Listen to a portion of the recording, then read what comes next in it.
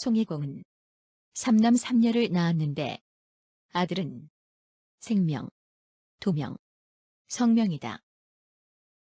성명은 동생 송팔공의 뒤를 이었으나 후사가 없다. 딸은 최경신, 권효원, 이흠노와 각각 혼인하였다. 장남 생명은 소격소 전직을 마지막으로 벼슬에서 은퇴하였는데 전북 부안에 있는 옹정사원에 배향되었다.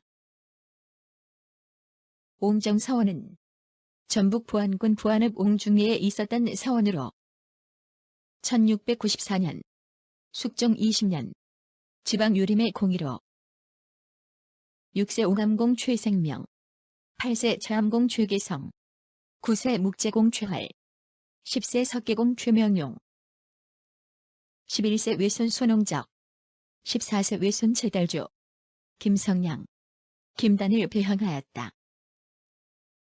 1868년 고종 5년 서원 철폐령으로 회철된 후 복원하지 않았고 현재는 그 터에 유업이만 세워져 있다. 옹정서원은 그 타성인 외손을 함께 배양을 해서 서원으로서의 요건을 갖추고 있습니다.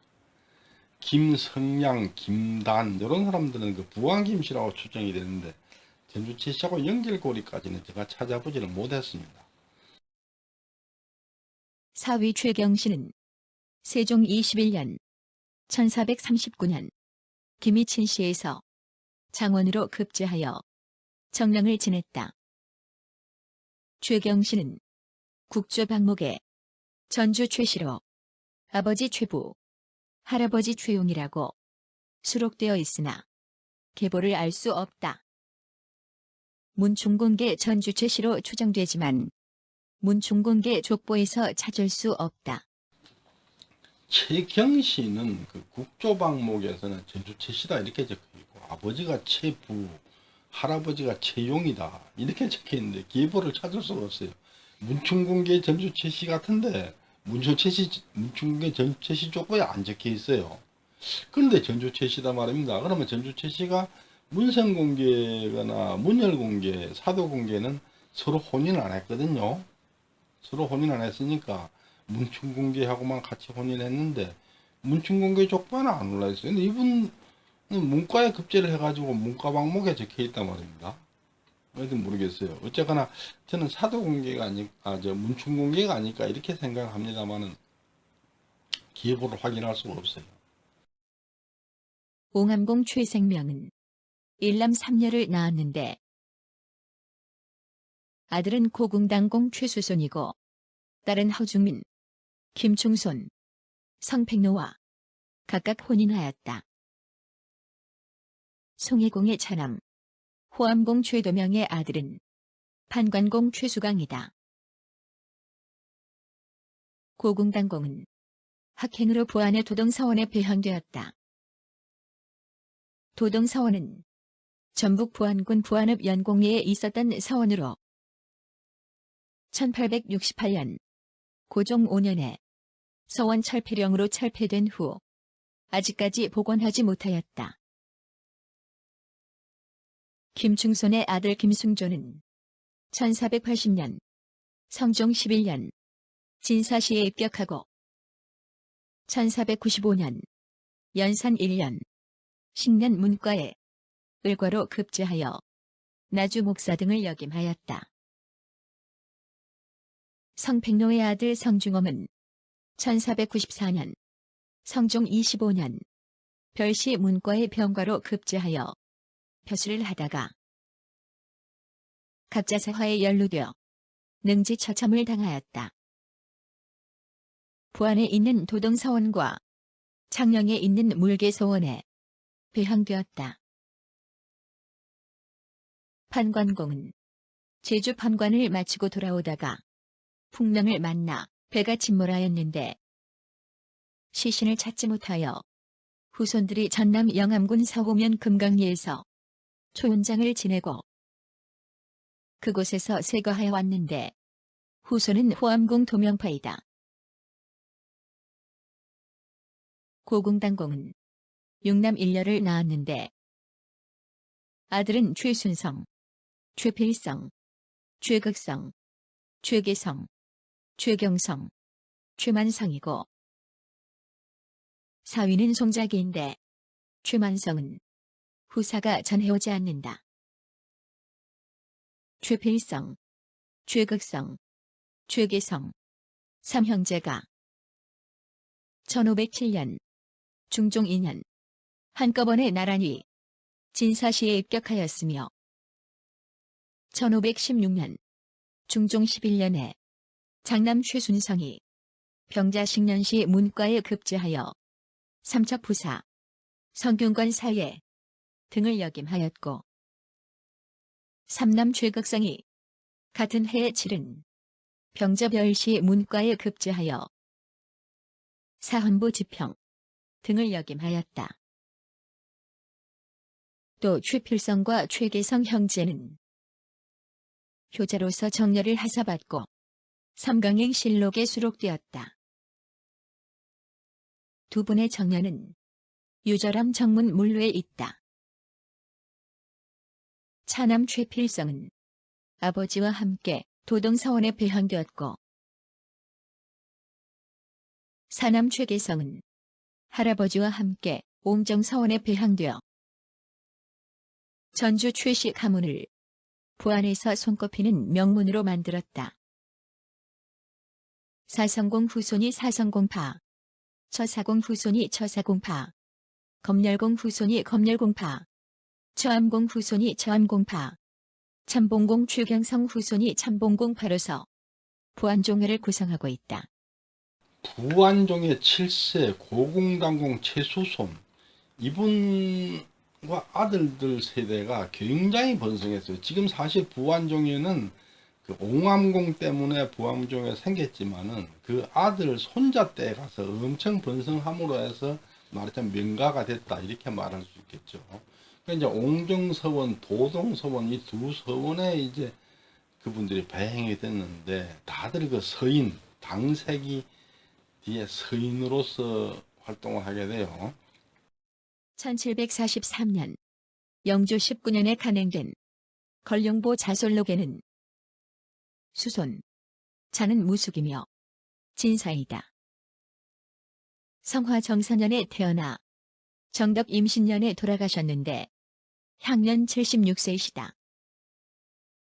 호는 고궁당이며 지극한 효성과 학행으로 도동사원에 배항되셨다. 성화 연간에는 정사년이 없다. 정덕 임신년은 1512년 중종 7년인데 정덕 임신년에서 향년 76세를 계산하면 정통 정사년 출생으로 그 해는 1437년 세종 19년이다. 성화 원년은 1465년 세조 11년입니다.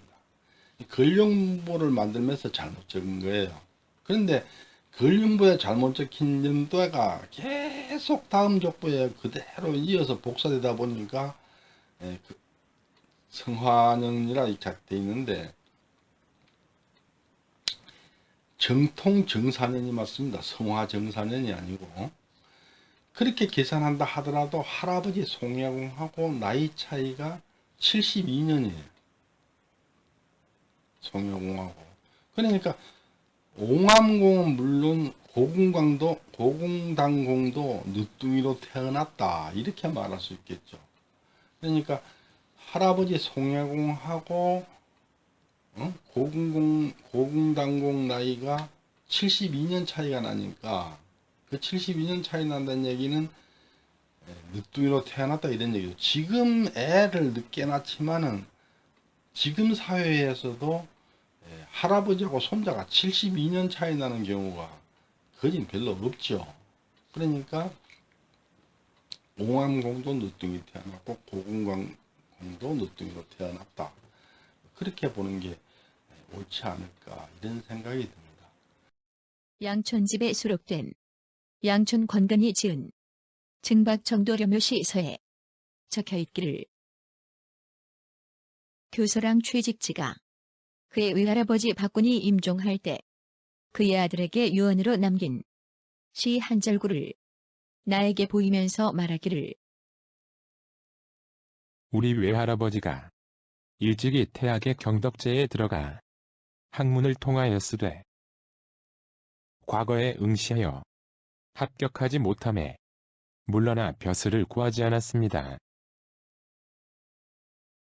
완산에서 살면서 스스로 은둔을 즐기고 불교와 미신에 요사스럽고 허황된 말에는 현혹되지 않고 유교의 정당함만을 독실하게 믿었습니다.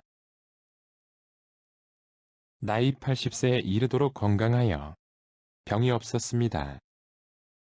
아들 박진은 진사시에 합격하여 내시로서 벼슬 하다가 청도의 수령으로 나아갔으며 딸은 곧 우리 어머니입니다. 우리 아버지와 우리 형제가 모두 과거에 올라 벼슬하여 문호를 빛낸 것은 실로 우리 외할아버지의 가르침에 힘입은 것입니다. 송해공의 외할아버지 박정수나 외삼촌 박진은 권근하고 만난 적이 없어요. 아는 사이가 아니에요. 그런데 이제 권근이 월당공 최담 이분하고 친한 사이고, 그래가지고 송해공 송파공이 권근을 스승으로 모시고 공부를 했어요. 그러니까 제자예요. 그러니까 이제 그런 인연으로 인해서 그 송파공이 자기 스승한테 부탁을 하니까 권근이 이 글을 지어진 거예요. 송파공의 외할아버지 박정수가 80이 넘은 나이로 돌아가시면서 아들 박진한테다가 유언으로 시를 하나 씌워줬는데, 그 시, 이제 박진은 이제 아버지가 돌아가 있으니까 심요를 해야 되잖아요. 심요를 하고 있으면서 이제 그 시를 서울에 있는 그 송파공한테 보내서, 송파공을 보고 내가 이걸 가지고 서울의 저명인사들한테 찬양시를 지어받아서 시집을 하나 만들어라. 그러니까 이제 송파공이 서울에 있는 그 저명인사 32명을 찾아다니면서 그 찬양시를 지어받아 가지고 이제 자기 스승 권근을 찾아가서 서문을 지어받은 거죠. 시집을 만들었는데, 권근이 1399년 정종 1년 12월 1일에 이 글을 지은 거예요. 근데 그 시집은 지금 전해오질 않고 이 서문만 양촌집에 수록돼서 전해오고 있는 겁니다.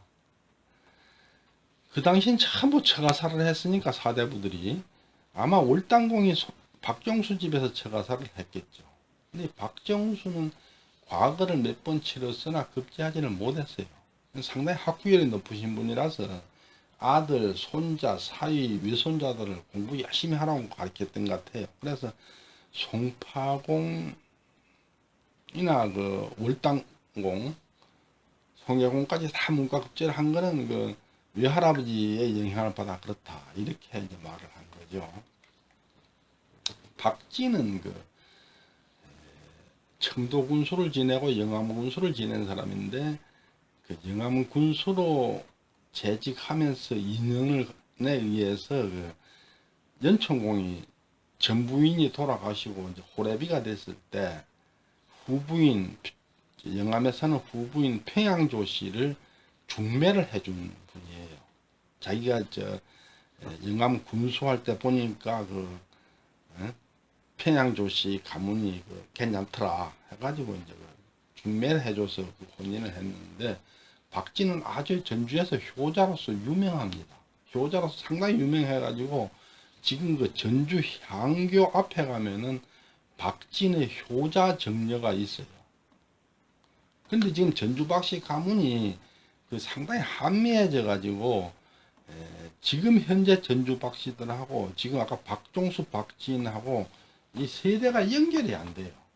전주 박씨들은 뭐 그걸 자기 할아버지가 어떻게 됐다 하는데 그 족보를 놓고 검증을 해보면 엉터리예요. 연결이 안 돼요. 그런 좀 문제가 있는 것 같아요.